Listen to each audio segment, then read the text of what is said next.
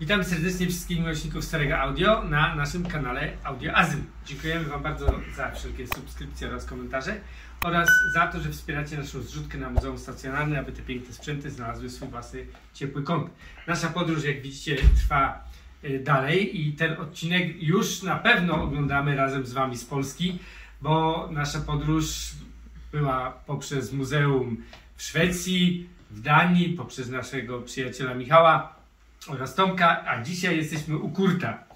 I to jest już jeden z ostatnich odcinków z naszej podróży, bo Kurt przygotował tutaj, oczywiście dla osób, które widziały już poprzednie odcinki, wiedzą, że jest miłośnikiem Technicsa i Philipsa przede wszystkim, przygotował trochę materiału o sprzętach ciut większych niż te, do których podchodziliśmy u Ciebie w poprzednim odcinku. I razem z Wojtkiem, jak widzicie, się tutaj bardzo mocno postarali, bo całe mieszkanie jest zastawione też magnetofonami szpulowymi. A że pokazujemy w naszym programie bardzo chętnie to, co świat produkował, abyście mogli wybrać sobie coś, co może do tej pory nie widzieliście jeszcze i chcielibyście sobie właśnie poszukać ten sprzęt, który akurat dzisiaj się pojawi w programie, a nie to, co było do tej pory. Więc cieszę się bardzo, Kurt, że mogę u Ciebie zawitać i u Wojtka, że poświęciliście prawie całą noc na to, żeby te sprzęty przynieść, postawić w jedno miejsce, bo tu jest jeszcze kilka miejsc. Na razie widzicie tylko ułamek tego, więc na pewno odcinek będzie ciekawy i będzie bardzo dużo tematów dla miłośników nie tylko Technicsa. Także powiedzcie, jak Wam się to udało w ogóle zrobić? O której był koniec tej przeprowadzki tutaj? Dzień dobry wszystkim. Na początek tylko chcę powiedzieć jedno, żeby nikt nie pomyślał, że ja zdradziłem Technicsa. Widzę tutaj Philipsów tyle. Po prostu jest to druga firma, która mnie przekonała jakością odtwarzania dźwięku i dlatego rozszerzam asortyment w Philipsie, jak widać. Tak. No i co powiedzieć, no grzebałem całą noc, żeby to tu powystawiać. Oczywiście wziąłem te najlepsze eksponaty, jakie tutaj moim zdaniem są. Jak Romek mówi, jeszcze są po innych pomieszczeniach rozstawione inne, ale to już za inny temat. No i co? Mamy tutaj parę pięknych szpulowców, Właśnie, które uwielbiam, muszę powiedzieć. Tak. I twój ulubiony, czyli 4520. To jest w tym środku, tak. To jest, słuchajcie, mistrzostwo. Kurt, posiadasz w swoim biurze 2 sztuki. 3. Ale używasz 2. Regularnie jeden jest tak, jakby na wypadek awarii. Zobaczcie, jaki to jest piękny sprzęt. Wojtek, bo ty prędzej będziesz wiedział, ile on waży. Tak, tak. No to różne są, ale no, tak zaczyna się od 30 kg mniej więcej. I to się zaczyna, a kończę na różnych wagach. I niestety mieszkamy na ostatnim piętrze. No właśnie. To ma swoją wadę i zaletę, bo wadą jest to, że trzeba tak wysoko wnosić, ale zaletą jest to, że się tak łatwiej się znosi. Szybko mi tego nikt nie ukradnie. Przynajmniej nie z pozycji parteru. Musiałbym mieć dobrą drabinę, mocno wytrzymałą, a najlepiej wezwać strażaków. Tutaj mam pięknego Grundiga, oczywiście wszystko na chodzie. Stan idealny, że tak powiem. TK19, a one były 21, było 15, dużo modeli, tak. Ta strasznie dużo tych TK było, ale no, nie będę ukrywał, że bardzo ciężko jest trafić na tak stare urządzenie w tak pięknym stanie.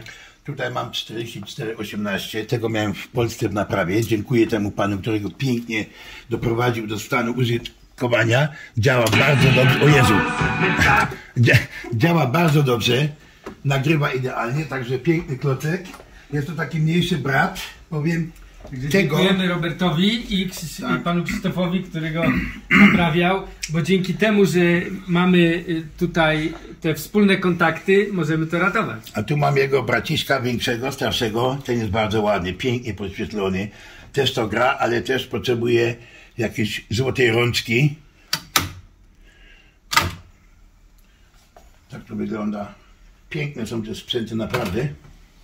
Zwłaszcza te liczniki, które można ustawiać, kiedy ten macie licznik włączyć. jest dobry. Ustawisz sobie jak chcesz, jak osiągnie tą liczbę, którą Tak. tam ustawisz, zatrzymuje się. No ale tu z boku A też. to jest tak, tutaj można, to jest takie memory i tak, coś takiego. Tak. To jest właśnie Marek w Warszawie, u którego kiedyś robiliśmy odcinek. Pozdrawiamy Cię, Marku, tutaj również. To pokazywał właśnie ten model i właśnie funkcje, które w tym modelu Philips zastosował. No, jest to sprzęt naprawdę Ten jest naprawdę piękny, tak. mega. Tutaj mamy na dole Philipsa magnetowid, ale cyfrowy. DVH. Jest to piękna maszyna. Może go na chwilę podłączymy. Trzeba tam coś innego wyciągnąć. I do tego nagrywa się na kasetach takich. To jest DVHS. Kaseta taka 30 do 50 euro kosztuje. No, Oczywiście tak, można nagrywać na normalnych SVHS lub VHS, ale do tego najbardziej ja używam tych. I to jest piękna maszyna, studyjna wręcz. I jakość dźwięku, obraz jest porównywalny z DVD. Tak. Albo nawet ponoć. ale jakość dźwięku jest idealna. No. Jest idealny zapis, naprawdę. Jestem z tym sprzętem pod wrażeniem.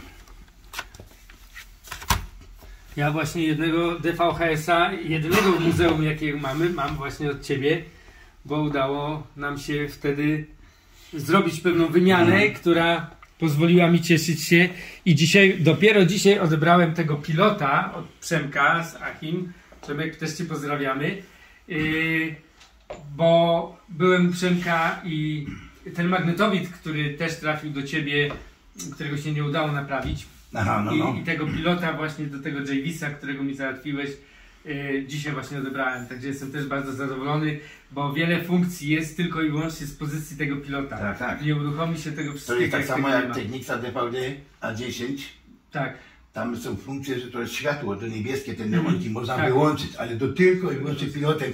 Tam trzeba kombinować, ale tam jest jakaś taka kombinacja, żeby to używać, bo jak nie masz pilota, tego nie będziesz mógł tego w ogóle wyłączyć. Dlatego pamiętajcie, że obok pilotów się też tak całkiem obojętnie Tak. nie przechodzi, bo bez pilota w tych późniejszych urządzeniach właśnie były zawarte wszystkie najważniejsze funkcje. Dokładnie. A sprzęt był z przodu bardzo minimalistyczny. Był start, stop, ewentualnie przybijanie, czy tam przesuwanie o jakąś klatkę, ale jednak cała reszta była ukryta już na pilocie. Także Tu u góry jeszcze te maluchy, to są też Philipsy, to Tak. też zbieram. Tego mam 120 sztuk. I mam do wszystkich instrukcji obsługi, schematy i tak dalej. Jeżeli ktokolwiek potrzebuje, czy to będzie Philips, czy to będzie inna firma znana, czy to jest Getz, Zaba, Sony, czy jak się tam nazywały, mam do wszystkich schematy. chyba mam 15 czy 20 segregatorów. Tak, pełnych. Pełnych segregatorów ze wszystkimi schematami do tych starych urządzeń. W oryginale. W oryginale. Powiem Ci szczerze, że warto byłoby to zdigitalizować, nie? Może? Kto wie, pomyślimy, bo to by się naprawdę przydało. To są bardzo, bardzo cenne rzeczy. Całe szczęście, że ta pani, od której, no, tak jak opowiadałeś, mąż zmarł, że wpadła na ten pomysł, żeby tego nie wyrzucić, Tak, tylko właśnie udało Ci się to odebrać. No właśnie. Bo tak to będę. niestety to przepada bezpowrotnie, jak trafi na recykling, No, to już jest to nie ma tego. po sprawie, nie? No, teraz możemy się zająć tą grupą. Tak. Zaczniemy może od tego Akaja na dole, 635D. Piękna maszyna z autorewersem. Prądu nie ma. Bo mamy za dużo sprzętów podłączonych. Ale ja idę go tam podłączyć. Na Tak? moment. Ja tam Podłączysz muszę go? przejść, tak? Ja go podłączę.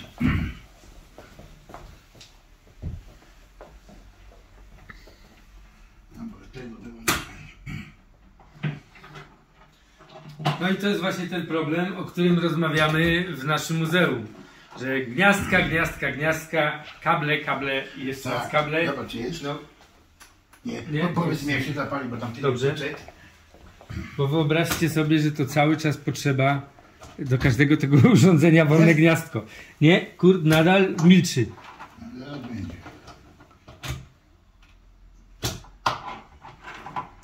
Nadal nie ma. O, jest, zaświecił pięknie, wskaźniki wychyłowe żółte, mamy go. No mamy go. Jak mówię, z autorewersem. Piękna maszyna. Tutaj mogę tylko podpowiedzieć, że ten auto reverse, jeżeli się go przełącza, słychać to trzaskanie takie. To jest ta listwa, która się tam... Tak, przesuwa. Można tak zrobić, żeby kupić na eBayu, są takie części, że bez... Tak? żadnego Bezdźwiękowo? tonu. O, ale to co, cała listwa jest gotowa? Czy... Wylotowujesz tam całe te potencjometry, tą No. listwę wyrzucasz i wlutujesz, to jest dokładnie dopasowane i bezdźwiękowo.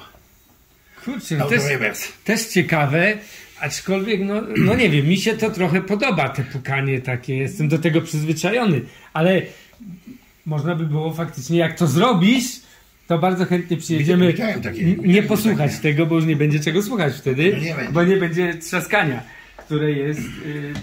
To jest ładna maszynka. Bo Fajna to jest tak, 635 miał już tą tutaj... Ten mostek taki. Ten tak. mostek. Potem następny był 646 Też ma taki? i 747 też ma taki. Tak. A różnią się jeszcze tym, że 747 ma wskaźniki diodowe. Tak. I wychyły oczywiście w wersji czarnej. Były DBX-y, Tak, były tak, też takie. tak. Także moim zdaniem, nie wiem, ale wydaje mi się, że Akai robił najwięcej modeli magnetofonów-szpulowych. Nie wiem, czy naprawdę tak było. Jest ich tam parę Ale modeli, tak? jest ich tak bardzo dużo, tych GX-ów 201, 210, 215, 625, 4000, Ja zacząłem 400. od 620. Te niższe modele mnie nie interesowały, ale 620, 25, 30 i wzwyż. Do końca do 747. Wszystko posiadałem kiedyś. No bo to są te na duże szpule. Te, To o są których wszystkie mówię. na duże szpule, tak. Te są na duże szpule. Tutaj Ale tu mam- u góry jeszcze może tego teraz Tak, pokażemy. właśnie możemy... Przemek ma, nie? Tego, Tak, takiego. tak. To jest właśnie ten ASC Budowniczy Kolumb Przemek właśnie jest miłośnikiem ASC. i to jest też na chodzie. Znowu Tylko prądu nie ma. znowu nie ma Nieważne. prądu. Też to pięknie chodzi. One- Tego nabyłem. Muszę go pozdrowić. Pana Janusza z Tysiaka. O. Nabyłem go od niego. Był zepsuty. Naprawiłem go. Chodzi. I właśnie Piękny. i ASC są bardzo ciężkie, mają bardzo Tak. precyzyjne mechanizmy i są bardzo ciche. Tak. Tu mechanizmu praktycznie nie słychać, jak on pracuje. Także jest to naprawdę bardzo, bardzo fajne urządzenie, choć przypomina Brauna Tak. i... Brauna i Nada chyba, nie? Tak, Nada tak, też, tak. Nady Nad też Braun, miał. Mhm. zwłaszcza te kolorowe Tak, włączniki tak. siedziowe, ale problemem tego jest to, że no nie każdemu się to podoba. Braun Atelier, no piękny sprzęt. W żadnym magnetofonie kasetowym, w żadnej szufladzie tak precyzyjnie nie pracuje mechanizm, moim oczywiście W zdaniem, Atelierze jest dobry, jak ja w wiem. Braun Atelier. Tak. Tak cichutko wyjeżdża szuflada, tak precyzyjnie, ale oczywiście jeżeli chodzi o wygląd, no to jest już tylko i wyłącznie kwestia, no trzeba się do tego przyzwyczaić. Powiedziałeś, że to jest bardzo cichutki ten mechanizm, zgadza się? To jest przeciwieństwo jego jest tutaj, po tej stronie. Może to cofniemy. Jest to ta sama. Ja ją mam tak ułożoną, że bo jej chcę odpalić. On stoi na rączce, że on powinien leżeć. Jak tego załączę, on tam będzie zaraz sobie harczał. Ale to jest wszystko podświetlone tutaj. W nocy jak się to ładnie pali i to gra.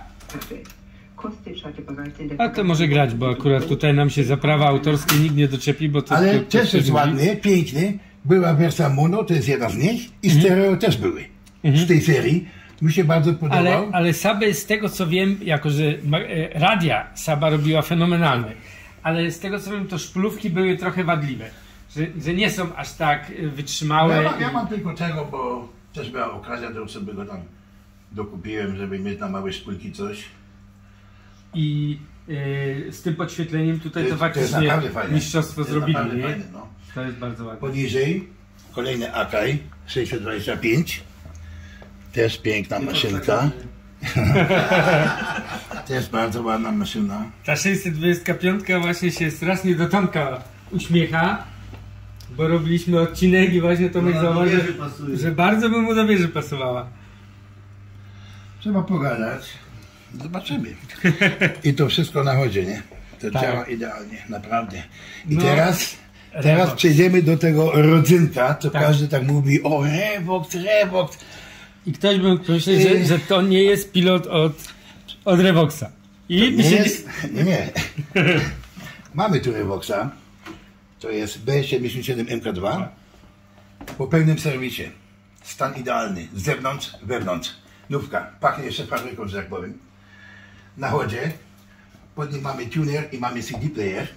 Tych nie mam na razie w prądzie, bo tam już wtyczek zabrakło, ale piękny zestaw. Jeszcze szukam tego magnetofonu 215 lub 711, czy jak mu tam było. I co chcę powiedzieć odnośnie tego tutaj. Za tą listą się kryją jeszcze parę innych takich tam różnych pokrętów i tak dalej. Gracz to gra. Jak mówię, po pełnym serwisie. I jest trochę unowocześniony przeze mnie. Każdy, który boksa ma lub słyszał lub widział, wie, że jak pauzę się naciśnie, trzeba to trzymać. Tak, palcem niestety. Ja sobie tą płytkę dokupiłem, wymieniłem, także o, tak, pauza stoi. I można na ten i znowu to idzie dalej. Jest piękna funkcja, nie wiem dlaczego tego Revox wtedy nie zrobił. Wszystkie inne to mają, ten nie. Do tego mam pilota. To jest pilot jeszcze na kablu, ale to jest jego pilot. Piękny. Ale właśnie ja pozwolę sobie, kurde, jeżeli się zgodzisz na wysunięcie go, Pokaż go. bo po prostu, no mistrzostwo. Nawet jeszcze nie ma odcisków palców. Mało kto używał, nie? Tak piękny stan tego pilota. Ale żeby był jeszcze bardziej nowoczesny, Aha, to sobie dorobiłem jednego pilota takiego i z tym pilotem też sobie radzimy. Czekaj, a te tu. O, i mogę odpalić. Także te funkcje dostał dodatkowo. Jest stary Revox na pilota zdalnie sterowany. Tak. Osoby, które byłyby zainteresowane tym pilotem, od razu mówię, byłem pierwszy, pytałem, nie do kupienia. Zostaje z magnetofonem u Kurta, także... Tak, no, bo miałem taką cichą nadzieję, że skoro zrobił sobie już bezprzewodowo, to po co mu przewód? A niestety my, starzy kolekcjonerzy, jesteśmy tak strasznie związani z tym wszystkim, że no, nie dało się. Nie dało się. Także nie piszcie, nie pytajcie, nie dało się. Ja mam na przykład w moim Revoxie, bo ty widzę, że masz tutaj osłonę w idealnym to jeszcze stanie. muszę to powiedzieć. Do wszystkich tutaj widocznych, oprócz... Nie, wszystkie naprawdę. Oprócz tego. Oprócz tego ASS-a są pokrywy. Ten co mówi na to. Do tego też masz? Tak. Masz pokrywy do wszystkich tych? Słuchajcie, to jest też mistrzostwo, bo większość, ja mam tego też z pokrywą, ale to jest jedyny, Tam leżą. który ma pokrywę. I to bez rys, nie jakieś tam podrapańce.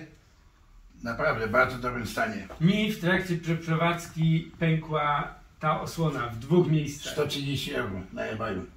130 euro? Drogie, Ja ją pokleiłem, drogie. ale no, nie jestem zadowolony z tego mojego dzieła, bo po nocach budzę się z krzykiem, czasami sobie myślę, jak to przypominam, że to... Ja też tak czasami mam, ale myślę, wiem, że robią ty... je też z aluminium.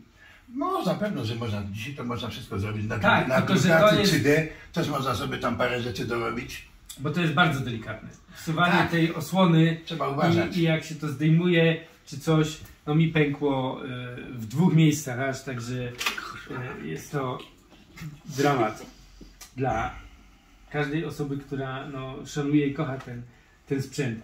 Także widzicie, jeżeli szukacie czegoś, to widzicie, że świat był bardzo bogaty. Tak jak ja sobie nie wyobrażałem, że ty też zresztą chyba już, Kurt, oglądałeś ten odcinek właśnie w muzeum w Szwecji, tak. Prawda? Ja sobie w ogóle nie wyobrażałem, że było tak bardzo dużo radii lampowych.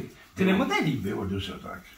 Te, co on tam ma na swoim magazynie, to ja 90% tego nie znam.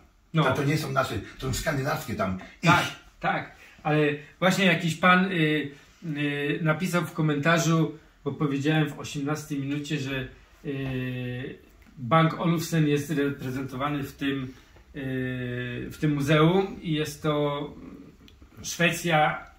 Chodziło mi, może to od razu na wizji wytłumaczę, że to jest Skandynawia, a więc no, musi być reprezentowany Bang Olufsen, no bo to jest ich skandynawska marka, a nie, że powiedziałem, że to jest szwedzka marka.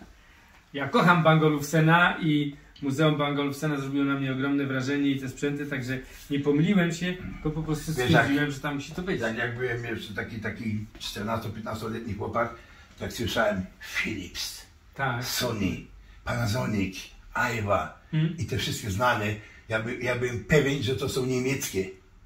Ja myślałem, że to są niemieckie, a tu się okazuje, Filip to jest Holender czy Belgia, nie wiem, coś z tego, Aka Japończyk, no wszystko są, to Japończyki są, nawet ten, wszystkie. A ja myślałem, że to niemieckie było, to wiesz, taki człowiek był, bo w Polsce co ja miałem, mówiłem wtedy na filmie, M531S i Maja 2 i do widzenia. Tak, ja też miałem Maję 2 i dzisiaj mam 2 Maje 2. A ja mam 2 M531S, jeden, to przywiozłem z sobą wtedy, a drugi jest 532. Także też sentyment do polskich sprzętów cię trzyma. I mam jeszcze jedno pytanie przy okazji. Czy Maję 2 też masz? Nie. Nie masz? Nie mam.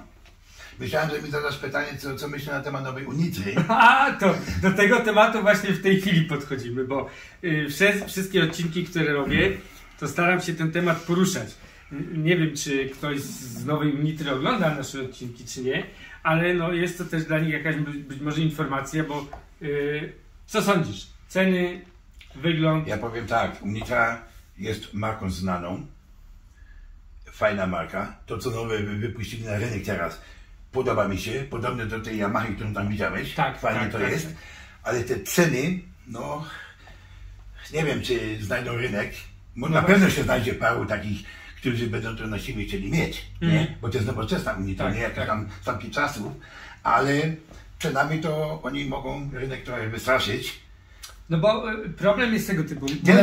Ta generacja, która by tą Unitrę chciała, to jest mój wiek. Tak, no my. Te młode teraz, to on sobie puści Spotify'a na komórce, na smartfonie i jemu to wystarczy. Tam mało kto ma dzisiaj zmata czy kolumny takie duże, pokojowe stać i nie wiem, czy znajdą rynek. No życzę im tego najbardziej, ale klocki są fajne. Ja po prostu boję się jednej rzeczy, że w tym przedziale cenowym jest bardzo duży wybór tych sprzętów, które tutaj stoją. One nie są tanie, ale są w zasięgu ręki, powiedzmy sobie, w porównaniu z Unitrą. Tak, ja byłem teraz, tydzień temu miałem okazję kupić Technicsa, tego nowego Technicsa, nie ten R1, R1000, tylko ta seria 3700. To był wzmacniacz, tam był ten network, czyli ten internetowy, i CD player za 1400 euro. To nie jest wielka suma za to. No ale jakoś nie wiem, nie przekona mnie, ja będę te stare Technicsy. No niestety fakt jest taki, że sentymentalnie jesteśmy związani jednak troszeczkę z tym starym sprzętem i ten nowy, jeżeli ja miałbym za siebie mówić, czy bym chciał iść i kupić do sklepu nowego Technicsa, to przy tej cenie, którą bym musiał zapłacić, wolałbym kupić kilka innych starszych klocków. Nowego Technicsa możesz nawet dzisiaj jeszcze kupić u mnie, tam na magazynku leży jeden. Tak? Jeszcze nie odpakowany. O! Nówka. Tyle lat przeleżał w magazynie i wiesz, ty go możesz wyjąć do prądu, on może być zimny. Oczywiście, oczywiście. No ale udało mi się tą końcówkę mocy, którą ci pokazywałem wczoraj, jak rozmawialiśmy, nigdy jej nie chciał. Bo fakt jest taki, że czasami się zastanawiam, że pięknie jest, jak każdy sprzęt wygląda jak nowy. No bo to jest piękne, tak jak w tych muzeach chodziliśmy, sprzęt jak nowy. No ale jeżeli nie będziemy ratować sprzętu, który ma drobne rysy, no to on wyląduje na śmietniku, bo taka jest rzeczywistość. Obudowy zresztą ty też sam powiedziałeś, że możesz pomalować Technicsa, masz farbę, znasz technologię, możemy odnowić też panel przedni, więc ja tą jedną końcówkę mocy, tą 900 wziąłem wtedy. No ona była w naprawdę dość kiepskim stanie, ale cenowo oczywiście była, cena była rewelacja, no bo one nie są tanie. I włożyło się trochę pracy w nią, trochę serca, wszystkiego i to można odrestaurować. Można to zrobić i ten sprzęt doprowadzić do stanu takiego, żeby wyglądał na półce ładnie, może nie w stanie perfekcyjnym jeszcze, bo musiałbym właśnie pomalować obudowę, ale to porozmawiamy jeszcze po programie, jak to najlepiej zrobić, żeby było ładnie, bo ty znasz tutaj te tematy i chodzi o to, że myślcie też czasami nad tym, że fajnie jest kupić coś, co jest idealne, od razu postawić i grać, ale mi, zresztą tobie też dużą satysfakcję daje, jeżeli coś naprawisz, zrobisz i wtedy powiesz, jest. Przecież nieraz wysyłasz mi filmy, jak siedzisz godzinami i mówisz, kurde Roma, zobacz, rozebrałem ten magnetofon do ostatniej śrubki i jeszcze nie wiem, dlaczego on nie gra. Bo tam. Rano o 3 albo 4 dostaję wiadomości, nowy film już działa. Trzeba się męczyć, nie? Niektóre są ciężkie tematy Ajwa jest ciężkim sprzętem do naprawy. Ajwa. Magnetofon Ajwy, tam nie ma żadnych wtyczek, jak to ma Technics albo Akaje, czy tam co Tomek ma, nie? Tylko Ajwa ma wszystko, co na tych drucikach, spieniach, druty obijane i zalutowane jest to jest ciężki temat. Tam nie idzie elementu, trzeba całą płytę wyszarpać, ten jest naprawdę. No, jak Ajwa gra, to gra, ale jak się popsuje, mam 2 Ajwy miałem, daty żadnej mi się nie udało naprawić. U Piotra jedna leży już 3. rok i nadal nie mam informacji, czy ona będzie działać. No, Ajwa jest straszna, więc jeżeli kupujecie Ajwę, to musicie brać pod uwagę to, że...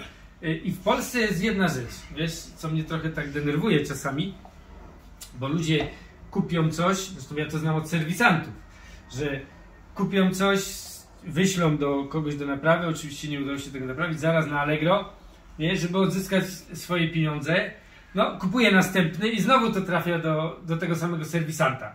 No bo serwisantów datów czy DCC nie ma wielu. Nie ma. I oni czasami po 3 razy dostają od 3 różnych osób ten sam sprzęt, bo on krąży po internecie, bo nikomu... Tak jak każdy serwisant mówi, tych, których ja znam przez ciebie tam na filmach, każdy jeden mówi, najgorsze jest to, nawet ten reduktor szymu też to mówi, najgorsze jest to, jak się otrzyma sprzęt do naprawy, a już ktoś w tym grzeba. No, to jest katastrofa, to u mnie jest to samo.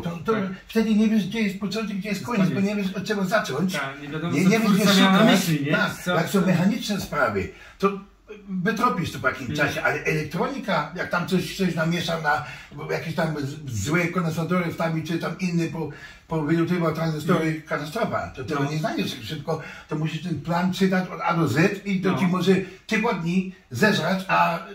Jest co innego, jak robisz to sam dla siebie, to już powiem, dobra, siedziałem tydzień, no ale jakbyś miał zapłacić komuś za to, to jest nie do zapłacenia, prawda? Ja miałem takie przypadki, parę miałem magnetofonów kasetowych Technicsa seria M, nie mogłem się z nim poradzić. Mam serwisanta w Hamburgu, wtedy biorę, ładuję go do paczki, wysyłam do Hamburga, on mi to tam naprawi i jeżeli jest przypadek, że nawet on tego nie zrobi, to wysyłam do Stuttgartu. W Stuttgarcie jest już firma, ale tam nie płacę 8 dych za naprawę, tylko 180. Ale tak. działa. No tak. No niestety są czasami tak trudne przypadki, że nie ma co ukrywać. Odnalezienie usterki jest tylko dla kogoś, kto już kiedyś ją znalazł. Najgorsze było to, jeżeli są zębatki powyłamywane i tam takie inne. Dzisiaj już jest to lepiej, mamy to w drukarce 3D, można podarabiać. Czy to takie trwałe będzie jak oryginał, na pewno nie. Ale można już podarabiać, że to będzie chodziło, się będzie kręciło i tak dalej, i tak dalej. Kiedyś nie było tej możliwości. Albo znalazłeś gdzieś jakiegoś zepsutka, który miał tę zębatkę jeszcze dobrą do wymiany. Ale to też było chwilowe. Tak. Jak zębatka ma swoją wadę, no to wszystkie po kolei będą padać. To tak jak magnetowidy tego Panasonica, czy tam tego Blackbooka, który ja mam, czy Sony, na silniku ta ośka, ona pękła i wtedy zwariuje po prostu, bo nie dostanie odpowiedniego sygnału i zwariuje i każdy mówi zepsuty, bo kasetę mi ciągnął, nie chce jej wydać, bo ten silnik się kręci w próżni. Ta ośka jest pęknięta i po zawodach. Dzisiaj te ośki można kupić, ale trzeba to umieć wstawić, tam trochę roboty z tym jest. Nie? I takie inne tam. No tak jak Sony z tą niebieską zębatką, nie? Tak samo magnetowid Sony. No, dzisiaj tutaj pozdrawiam Zdzisia z Robertem. Sprowadzili z Kanady te zębatki. No, moje 2 magnetowidy już działają i cieszę się bardzo. No bo bez tych zębatek one są bezużyteczne. Ja magnetowidów to mam chyba od Blaupunkt i Panasonic chyba 6 sztuk. 966 model RTV. No, do tego tematu jeszcze wrócimy. HV, Panasonica 1000, nie? To jest to samo prawie. Piękne maszynki, naprawdę. I pięknie nagrywają dźwięk. Tak. I to jest właśnie ale to, do tego Philipsa, no to tam wiesz, one mogą tylko z boku popatrzeć, co on potrafi. Tylko, że no niestety są strasznie drogie kasety, ale nadal są nowe do kupienia. I jeszcze można kupić, tak? Można. Jeszcze można kupić. No. Możemy... I to jest ciekawe, że zobacz, nie? Mimo upływu lat, mimo tego, że ten czas cały czas płynie, cały czas pojawiają się jeszcze nowe, nieotwarte, gdzieś ludzie znajdują w szufladach, w szafach, nie wiem. Tak, ale też jest niepowiedziane, że one są ok, nie? Bo ja kiedyś otworzyłem kasetę audio i to była metalówka, droga kaseta, 35 € za to dałem. I jak włożyłem tą aparaturę, nie nagrało. Nic już. Już odpadło, ten nośnik się rozsypał. Ten nośnik poleciał, rozsypało się, tak. No. To jest właśnie ten problem, a każdy mówi, mam nową kasetę. Nie. Słuchaj, ja ostatnio włożyłem szpulę i chciałem nagrać faktycznie naszą muzykę do programu. I ta szpula była, moim zdaniem, była dobra. A okazało się, że nie nagrał żadnego dźwięku. A na dole pełno tych upiłek. Tak, i ja myślałem, że się nagrywanie popsuło. Możecie mi wierzyć, że serce mi stanęło z wrażenia, bo mówię, popsuł się Akai, a to się okazało, że głowice były po minucie pracy tak brudne, że był koniec, jakby to powiedzieć, do wyrzucenia ta szpula. No niestety, wszystko ma swoje lata. Nie ma co ukrywać, było różnie magazynowane, czasami niektórzy mieli w wilgoci, gdzieś coś mogło lekko dostać. No, trzeba uważać. Niestety przy tych magnetofonach tu nie ma oprogramowania, tutaj nie ma, to nie MP3, MP4, tutaj jest nośnik, który musi być dobry. Tak. Żeby to nagrało, żeby to ładnie nagrało. Mogę tylko dopowiedzieć, jeżeli ktokolwiek szuka nowych taśm, ale nie, że ona jest 20 lat gdzieś tam magazynowana, nieodpakowana, o takiej nie mówię. Mówię o całkiem nowej produkcji. Mam adres tu w Niemczech, możesz kupić nową taśmę, jakościową. Możesz kupić. Promowane? 65 euro kosztuje jeden krążek i to jest bez tej jednej blachy, jest tylko jedna blacha z tyłu, to jest na te, wiesz, do tej studyjnych spraw. A jak zamówisz z 2 blachami, czyli szpulę konkretnie, całą, to ponad 100. Ale nówka. Ale wystarczyła w zasadzie sama taśma z jedną tą blaszką. Wystarczy, może sobie ją przewinąć, tylko musisz uważać, żeby ci nie wyskoczyła, jak przewijasz, bo wtedy jest po niej. Na leżąco. Na leżąco, no tak.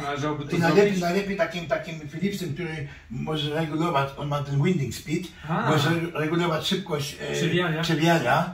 To nie ma kaszy, to ma tylko ten tam, tak, to 45-20 to ma.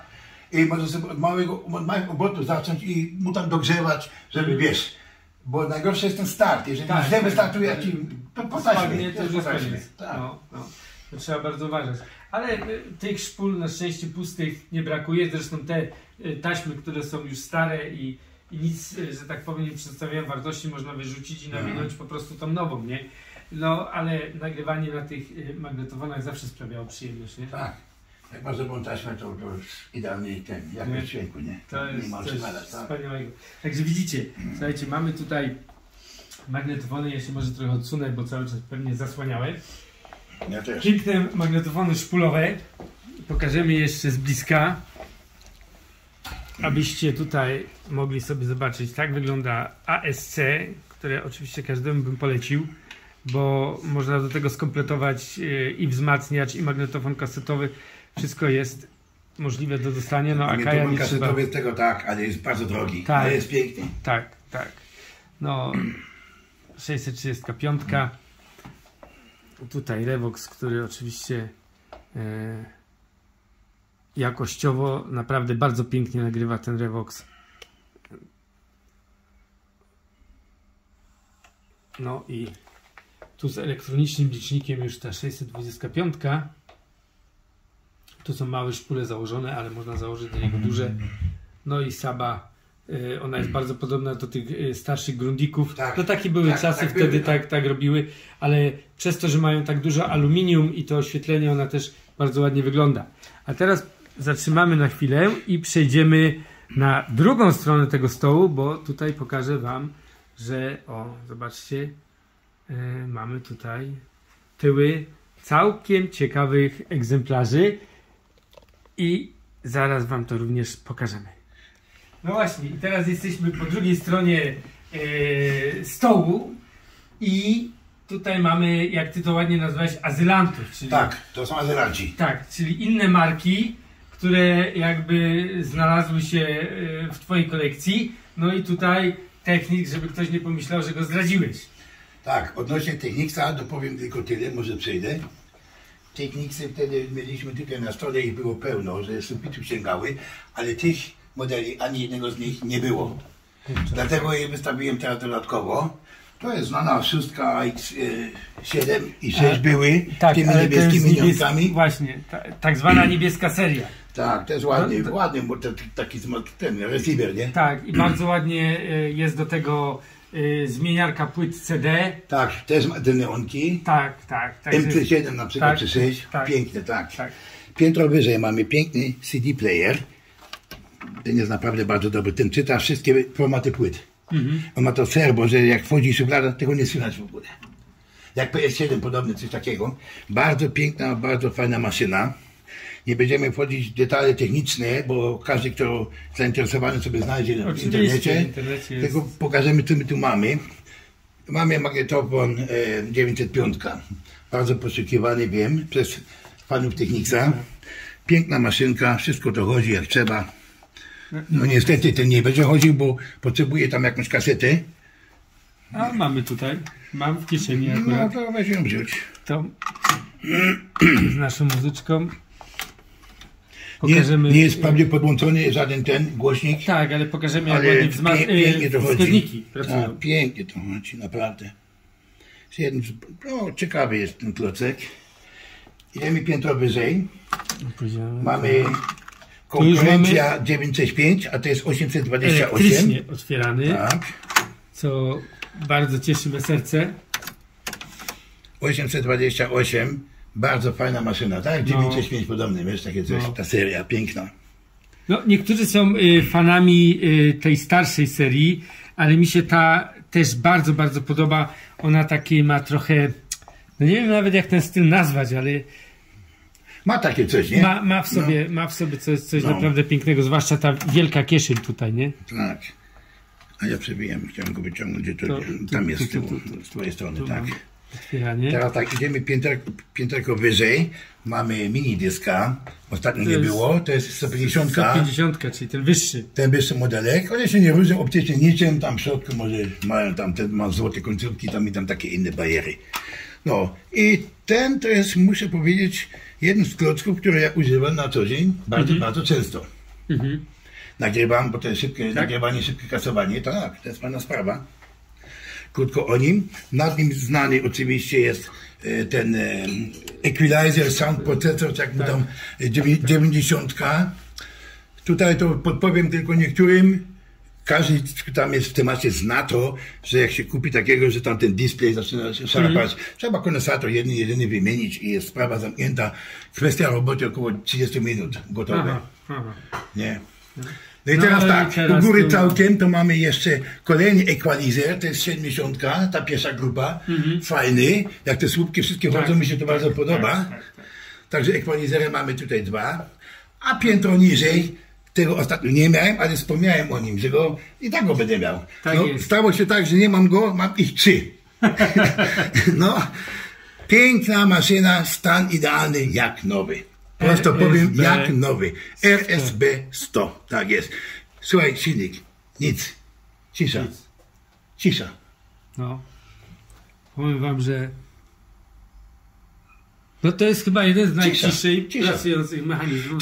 Te drugie tam czasem słychać, nie? Tak. Cichutki. Bardzo, bardzo, bardzo piękny model B100, ale nie powiem, że to jest ich najlepszy. Moje zdanie jest trochę inne. Dla mnie lepiej gra M253X. Też go mamy. Później go pokażemy. Ale ten jest faktycznie, ty masz do niego karton? Do tego? Nie. Nie? Nie. Ale no, jest naprawdę w takim stanie, że no, tylko pozazdrościć. Ja bym ci górę pokazał, tą obudowę. Nówka. Tam nie ma żadnej rysy, nawet po kurzu. No. I takie mam 3 sztuki. No i jak tutaj nie poznać prawdziwego fana Technicsa, jak nie po tym, że ma 3 egzemplarze RSB 100. Nie wiem, czy... 2 można znaleźć na Allegro, bo ich 3 nie potrzebuję. Niektóre z tych są też na Allegro, ale to ja jestem taki, że robię taki kontrolny zaczep i szukam, czy one są warte, czy jak ludzie reagują, tam oczywiście są komentarze różnego typu, ale wiesz. No tak, no ale wiesz, ty nie otwierasz muzeum, no nie. Więc masz prawo kupić sobie, pocieszyć się jakimś egzemplarzem. No niektóre nie są do oddania. Tak, są moje. Ja rozumiem, ale są takie rzeczy, no bo słuchajcie, no jeżeli byśmy kupowali, jakby każdy kupował wszystko i niczego nie sprzedawał, no to niczego by nie było na rynku. Czasami trzeba zrobić tak, na przykład trzeba jednego z nich sprzedać za wielkie pieniądze, bo one naprawdę kosztują od 2000 wzwyż euro. Takiego sprzedać i kupić na przykład 2 takie. No właśnie. Dlatego tutaj ja wspomniałem na ten temat tego problemu, który ja widzę może u Nitry, nie? Że wydając, jakby nie patrzeć, 50 000 na zestaw Unitry, to za 50 000 jesteśmy w stanie kupić bardzo dużo tych klocków i mieć jakby dużo większą kolekcję i bardziej różnorodną. I tutaj się tego boję właśnie, czy oni sobie z tym, na tym etapie poradzą. No bo jeżeli kupiłeś na przykład ten magnetofon, posłuchałeś go pół roku, czy tam 4 miesiące i stwierdzisz, że nie, ty nie chcesz 828, tylko ty chcesz na przykład 905, przecież każdy ma prawo sprzedać. Tak. To nie jest tak, że jeżeli pokazujemy coś w programie, a ty z czasem stwierdzisz, że szukasz czegoś innego i coś będzie sprzedawał, że to jest coś złego. Ale ludzie czasami tak reagują. Jeżeli ktoś naprawdę kolekcjonuje tylko te sprzęty i nie puszcza tego dalej, nie wymienia się i tak dalej, ważne jest, żeby ta osoba miała to podłączone do sieci i żeby co jakiś czas odpalała to. Tak, tak. Bo to jest ważne. On musi kondensatory muszą mieć on musi mieć, tak, i paski te inne tam, to musi żyć, bo inaczej to po czasie to padnie. Nie? No niestety, my mamy ten problem, że w muzeum będziemy musieli, jak już w końcu nam się uda to postawić, wszystko podpiąć do sieci, no to wtedy będziemy musieli regularnie tego używać. Także jak mówię, z Technicsa nie zrezygnowałem i nie zrezygnuję, bo to jest tego też nigdy mój nie najlepszy technol. Ja go to na pewno nie sprzedasz tego już. 2 mogę sprzedać, tego nie. No. Ten będzie stał. No. A tutaj, jak już wspomniałeś, azylanty. I to nie byle jakie. Tak. Nie byle jakie azylanty. Ja zacznę od góry. Mam tu Kenwooda Equalizer. 50-20 to jest. Piękny, piękny. To nie jest podłączone, żeby tam chodziły te słupki, bo to naprawdę pięknie wygląda. Mi się nawet lepiej podoba jak ten Technicsa, co tam po prawej stoi. Ten. Teraz tak, piętro niżej mamy Tascama. Nie wiem, czy ktoś zgadnie, co to jest. Ja tylko podpowiem, że to nagrywa. No właśnie. To jest nagrywarka, studyjna nagrywarka, która nagrywa nie na kasetę, tylko na kartę. Nie na baterię można, na baterię i na sieć.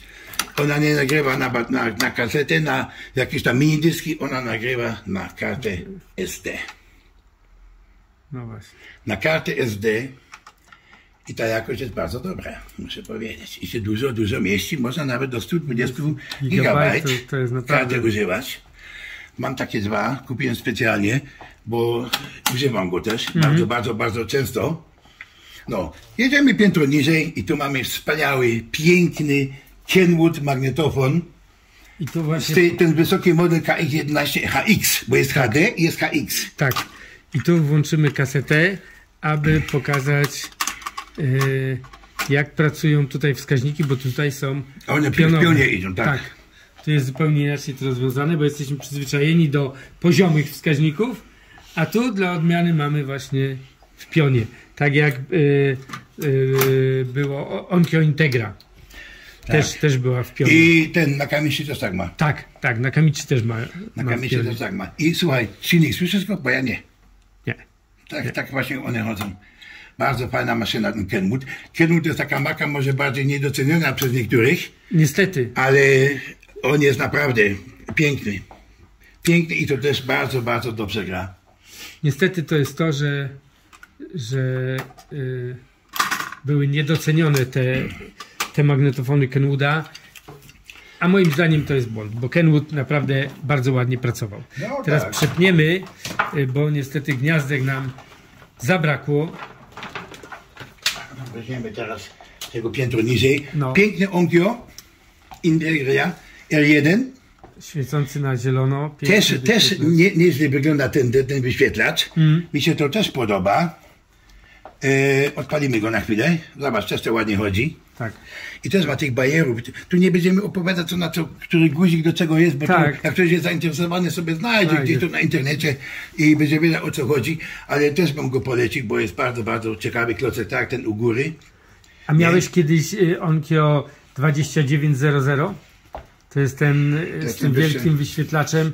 Nie miałem. Kurde, jest naprawdę... Ostatnio był jeden i niestety powiem Ci szczerze, że cena była mocno zaporowa. No i teraz tak. Mamy Onkyo, mamy to. Jedziemy piętro niżej. Tego koleżki to zna. No, niebieska większa seria. Ilość tak, ale tu mam pewną modyfikację. No, modyfikacja taka malutka. Najpierw weźmiemy to, schowamy, zamkniemy, odpalimy go. Po pełnym remoncie działa idealnie. Niebieska seria, jak już powiedział, ale on ma jeszcze trochę więcej niebieskiego. Właśnie, tutaj. Jest to nie ten kolor właściwie ten sam co tu. Szukam takich diod w tym kolorze, bo to mi się bardzo podoba. Nocą to wygląda idealnie. I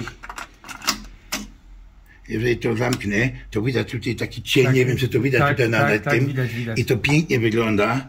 No i oczywiście gra to też super. Ja powiem Ci, że ja bym na te diody przykrył je jakąś folią. Są Nie ma miejsca, tam nie ma miejsca. Nie, Aha, od góry pasek folii, który by lekko to przyciemnił i zmienił na kolor bardziej trochę zielonkawy. Bo takiej diody w tym kolorze pewnie nie znajdziesz. Bo nie sądzę, żeby była możliwość kupowania. Może nie być, no. Ale pomyślimy, ale jak mówię, sprzęt na łodzie, bardzo fajny klocek. Jeden z lepszych też od Pioniera, to jest ta seria 900, 950, 1000 i wzwyż do 1250. Tak. Też miałem wszystkie te, co wymieniłem, No ale my mamy ja w nie muzeum. jestem za Pionierem aż tak. A ja jestem. Mam 1250 i teraz udało nam się już całkowicie uruchomić tego CT w 1000. A macie go tego 1000. Tak, A te tak. 1000 ma te takie wychyły, nie? Tak jest, tak No jest. właśnie. I powiem wam, że ten 1000 działa niesamowicie, nagrywa przepięknie. Dobrze. A z tego co widzę, to przyszedł kolejny technik do ciebie może? Zaraz zobaczymy. Tutaj jeszcze mamy 3 klocki do obgadania minimalnie. Kolejny Kenwood i tutaj do tego powiem tylko tyle. Jeżeli ktoś szuka dobry CD player, kupcie sobie ten klocek. A On możesz jest otworzyć bardzo kieszeń? ciężki, on Możesz jest bardzo otworzyć? ciężki, ale mogę. On jest bardzo ciężki, ale mówię, niesamowity klocek. Bo I on nagrywa, chciałem powiedzieć, on odtwarza wszystkie formaty, czy to sam wypaliłeś na komputerze, czy gdzieś nagrywarką, odpala wszystkie formaty. Jest bardzo szybki i cichy. Podobnie do PS900. duży, piękny wyświetlacz i też I szybko czyta. czyściutki. Tak. I szybko czyta. Gdzie to ma ten play, ten duży ma takie te. I bardzo dobrze gra. Zresztą te słuchawki bym włożył na chwilę, ale nieważne. Nie? Bardzo fajnie. Masę funkcji ma. Tak. No jest tutaj. Naprawdę ma No ma tego trochę, ma. opcji. Jest bardzo ładny. Trzeba przyznać, że no Kenwood, wiele osób Kenwooda nie zna, No jak mówię, tak. bo no jakoś ta marka u nas w Polsce nie była taka przyjęta. Tutaj też nie. Tutaj to tylko Technics, Marantz, Sony, Panasonic, takie coś. Nie? Ale ten Kenwood naprawdę. A tu mamy kolejnego Kenwooda. A ten ma właśnie też w pionie, ten pamiętamy Tak. jak biały, ten ma czerwony, jak na Kamishi podobne. Fajne to jest. I to też pięknie gra. Zobacz jak to ładnie chodzi. Taką dyskotekę sobie czasami zrobię. No ja też. Ja Uwielbiam powiem ci, to. że w muzeum marzy mi się po prostu cała taka ściana. Tylko wiesz co jest zawsze najgorsze? No, to w nocy to wyłączysz, a na drugi dzień musisz wszędzie włączyć nagrywanie, Tak, odtwarzanie, tak, nagrywanie tak. i tak dalej. Każdy musi mieć kasetę. No chyba, że są 3-głowicowe, no to wtedy wystarczy tape i monitor, nie? Ale w rzeczywistości, jeżeli są 2-głowicowe, to wszędzie musi być włączone cały Tak, czas nagrywanie. tak. I muszą wtedy kapstan się kręci i się zużywa. Kręci, on cały czas chodzi, dokładnie. No właśnie, i Dokładnie. tego trochę szkoda. Tak. I tak samo tutaj właśnie przy tych Pionierach w 1250 kapstan też cały czas pracuje. I mimo, że to jest 3-głowicowy magnetofon, trochę mnie to denerwuje, bo nie mogę sobie, bo mi żal po prostu tego, żeby on cały czas pracował. Tylko po to, żeby patrzeć, jak ładnie pracują wskaźniki. Dobra, to teraz No, tak, a to tu wyłączymy mamy- i teraz idziemy na dół, na mój rodzynek z tej serii lewej tutaj. To jest Sony, twoja ulubiona marka, twoje kocisko tak zwane. Tak. DAT. Profesjonalny DAT studyjny w stanie idealnym, powiem. PCM 2300. Ja Tak. go jeszcze na oczy nie widziałem nigdy. Jak to gra, ojejku. W idealnym stanie, ci mówię. Piękna maszyna, piękna. Tutaj też myślę, żeby go podświetlić sobie, bo ja tego też używam. Daty to, ja mam Technicsa daty, ten złoty i ten czarny mam, ale tam Technics jest Technics do swojej kolekcji Technicsa, a tego biorę do nagrywania, jeżeli chcę sobie na datach coś nagrać. A robiłeś mu już serwis? Czy jeszcze nie? Ten jest po serwisie. Ten już jest po serwisie. Tak. No bo przy datach trzeba bardzo uważać, nie? Trzeba te kondensatory w odpowiednim momencie wymieniać, bo inaczej jak one się wyleją i zjedzą płytkę, Tak. To jest dramat. To jest dramat i...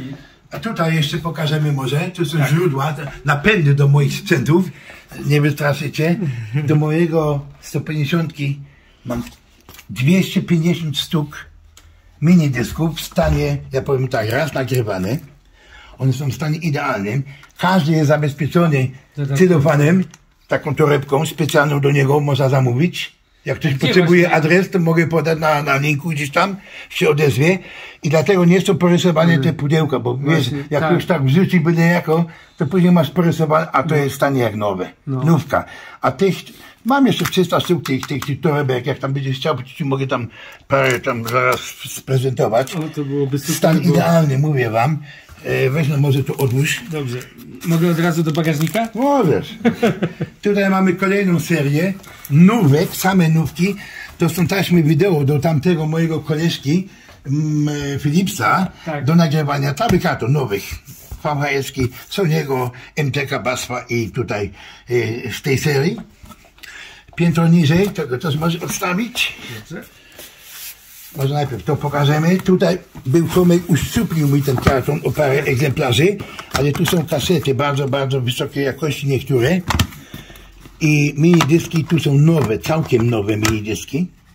Mam też ich tam w moim pokoju parę jeszcze, całkiem nowe. Także tutaj jest, medii mam dosyć, żeby jeszcze to wykorzystać, myślę, że zdążę. A dlaczego?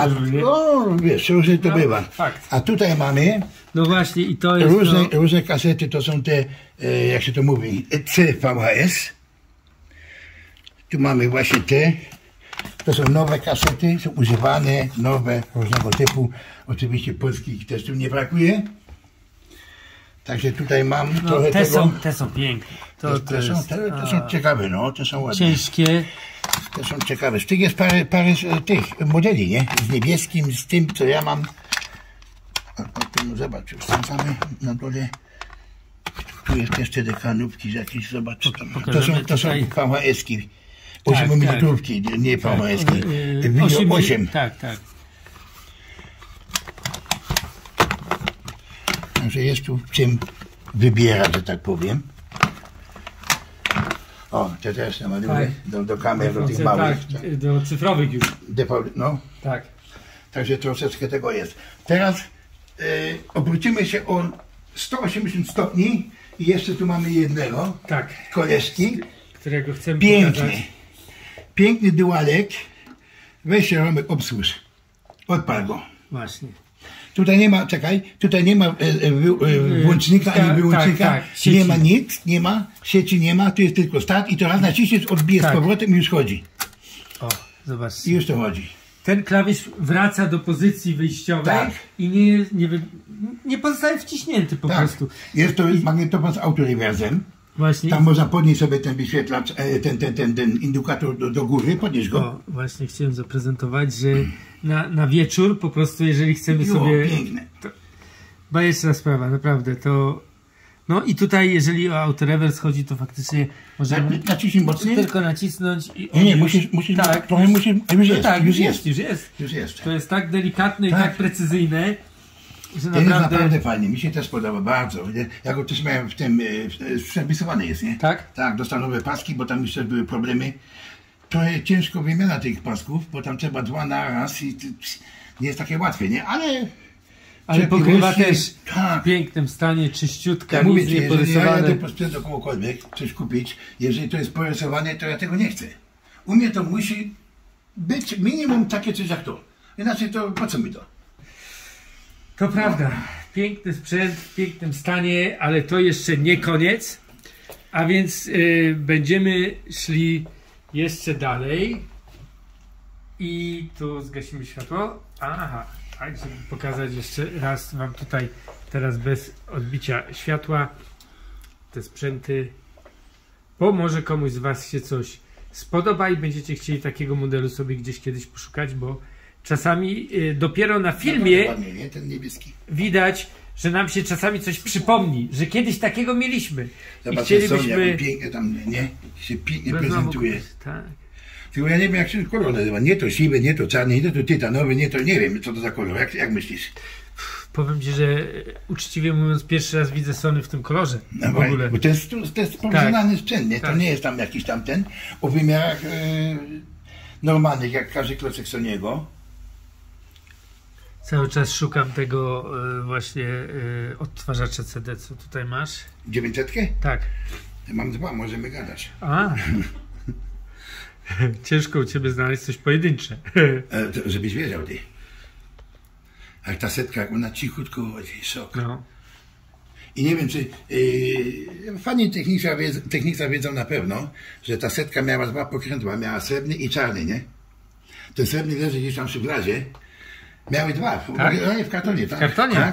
Tak, 2 miały. Bo on ma tutaj srebrny, możesz zrobić sobie tego też na srebro, to tak mniej więcej, wiesz, pasuje do siebie. No to zobaczę tą wersję tutaj. Okej. To teraz przyjdziemy jeszcze, aby wam pokazać jeszcze coś dalej.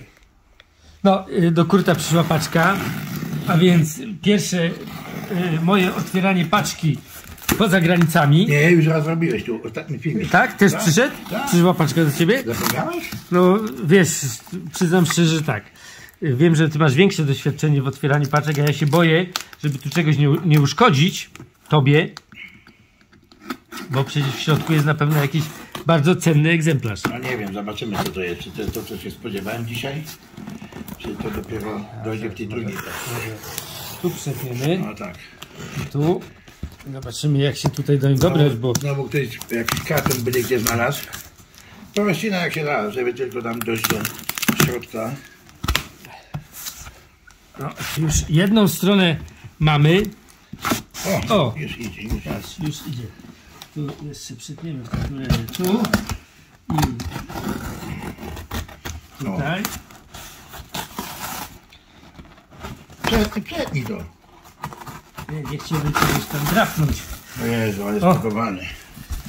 Mamy go. Dobra, to weźmiemy. I to nie z Kanady, cholera, to przyszło dopiero z innego miasteczka, czy wiory.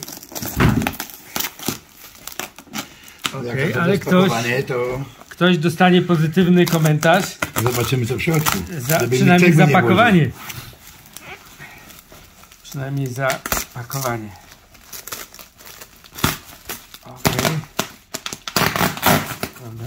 A, to nie miało nic wspólnego ze sprzętem, to była tylko osłona przodu. Przodu i boku. Tak, czyli tu jeszcze mamy kupę cięcia. Ale gdzie tu ciąć? Nóżki wytropić, gdzie są nóżki? Tu jest chyba tył, tak, tu możesz zbudować. Tu chyba nie będzie. Myślę, że to jest tył. Tak.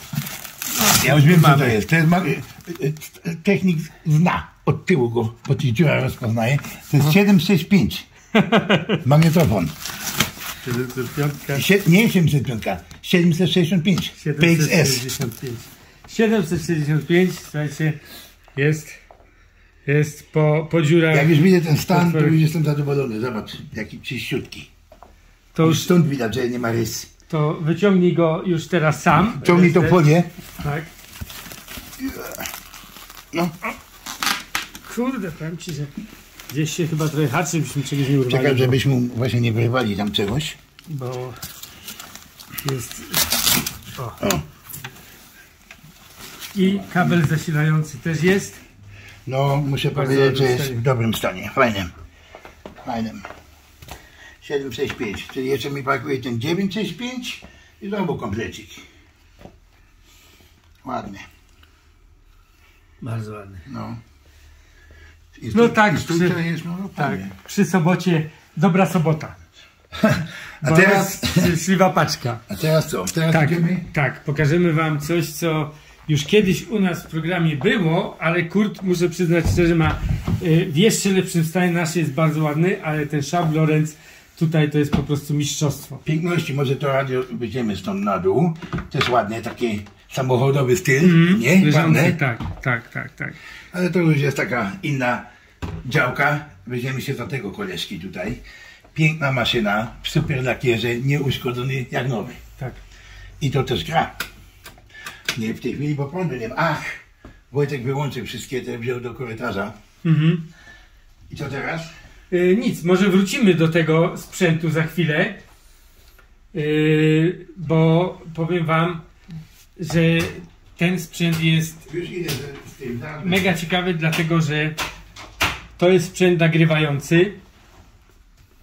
Również tu jest taka bardzo wysoka szpula w środku. Mamy kilkadziesiąt ścieżek i zaprezentujemy Wam, jak to pięknie gra, bo można było nagrywać z tego radia bezpośrednio na ten magnetofon. To jest Schaub Lorenz, to jest model chyba 5001, a był chyba 5005 jeszcze. To jest jedynka. To jest jedynka, nie? Tak, no to odpalamy. To wyłączymy. I mamy radio teraz, za chwilę. O, Muszę wyciszyć, bo oczywiście muzyka... to jest radio. Tak, to jest, tutaj mamy radio, a w momencie, kiedy włączymy wiedergabe Tego najpierw. tu i tu start, to Musi się zagrzać trochę, poczekaj. Jeśli się już kręci, zaraz będzie. bo tu mamy różne ścieżki, każda ta literka jest dopisana. Można sobie przełączać od razu na inną. Powiedzmy coś takiego.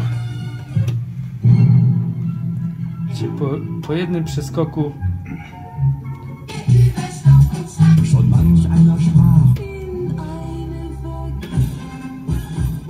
To się I wiecie, ładnie, co ładnie jest- się kręci ten licznik, nie? tak, tak. I wiecie, co jest najlepsze w tym wszystkim? Teraz zobacz z powrotem. Oj, z zasilaniem tu być może ten przycisk, wiesz? No może On być, bo delikatnie... ja to mało używam tego. Co jest najlepsze?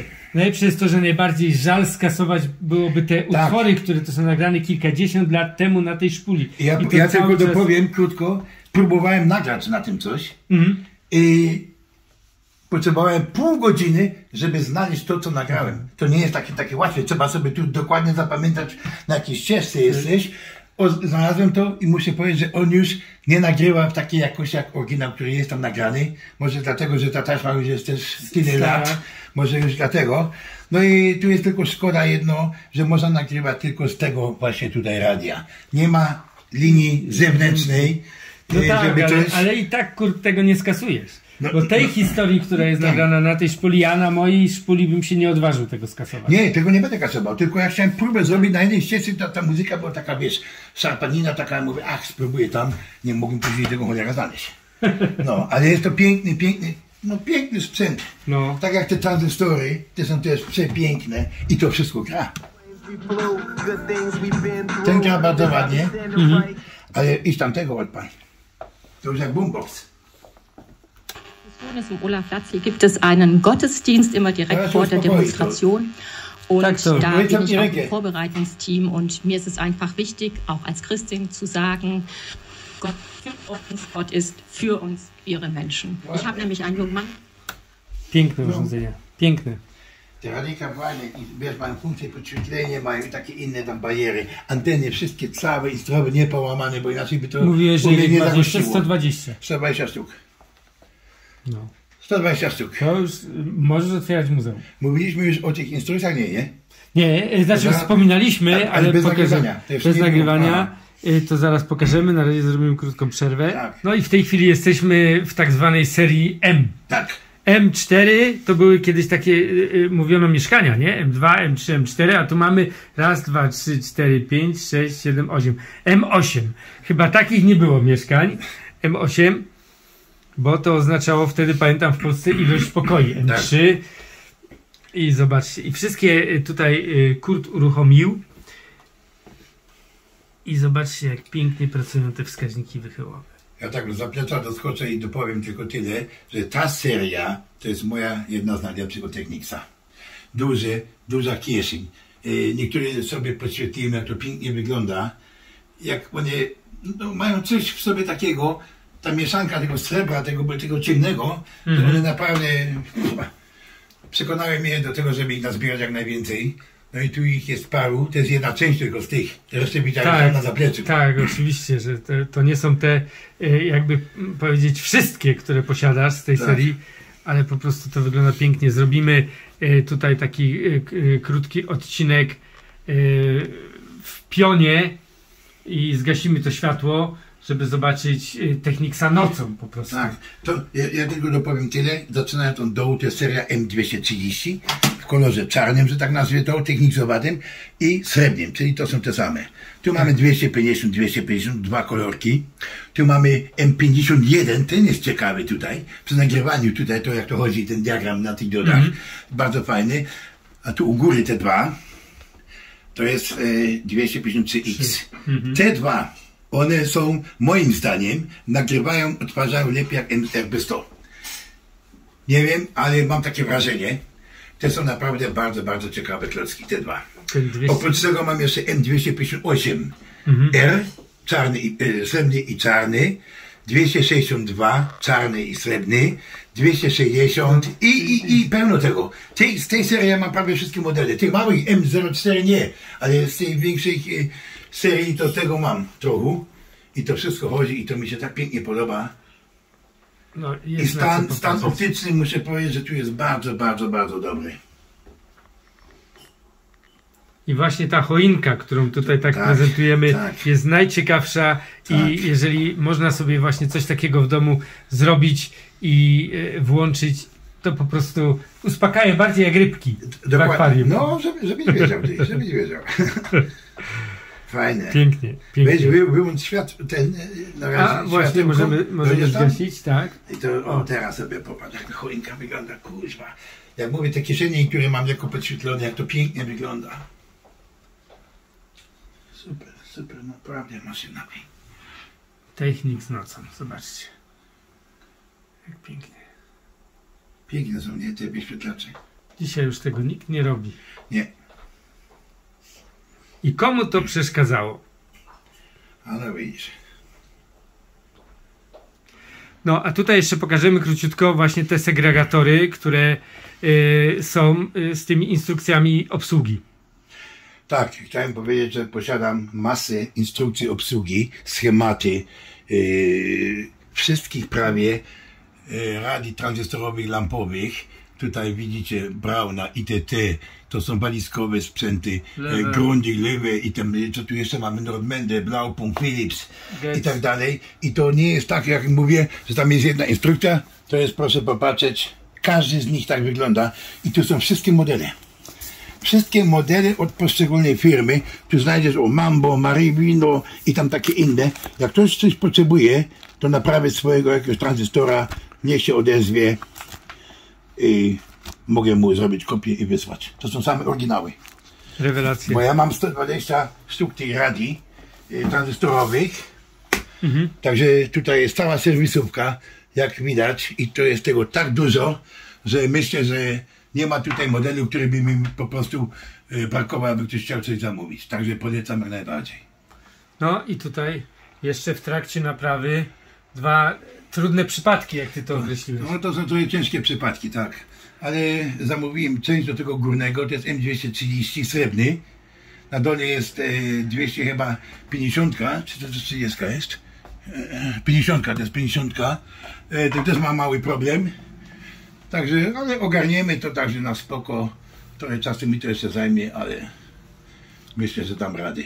Także dziękujemy Kurtowi bardzo za to, że nas zaprosił. Jeżeli macie problem z serwisówkami do jakichś starszych egzemplarzy, to oczywiście wiecie, do kogo się odezwać. My pomału będziemy już wracać do Polski i oczywiście dziękujemy za oglądanie naszego kanału, za subskrypcję, za komentarze i gdybyście chcieli wesprzeć naszą budowę Muzeum Stacjonarnego w Polsce, to oczywiście możecie to uczynić. Link pod filmem, jak również na naszej stronie. Dziękujemy i do zobaczenia w kolejnym odcinku.